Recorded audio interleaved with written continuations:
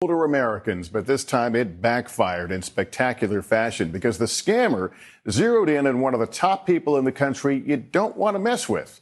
Here's Pete Williams. The calls from Jamaica promised a $15 million lottery prize in return for wiring $50,000 to cover taxes.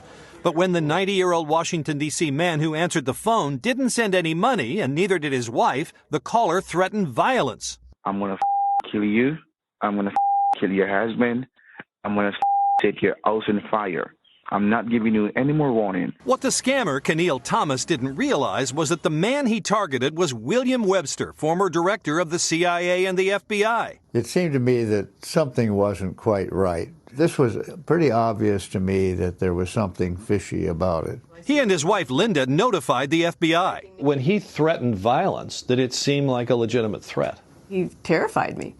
He told me that what the sniper's bullet would do to my head and the blood would go onto my White House, and it's very frightening. The FBI says Thomas eventually realized who William Webster was. At some point, he learned that he was involved with the FBI and CIA. But that didn't stop him. No, he said that the FBI and CIA would never find him. Thomas was arrested when he flew to the U.S., unaware he was a wanted man. His sentence, 6 years in prison.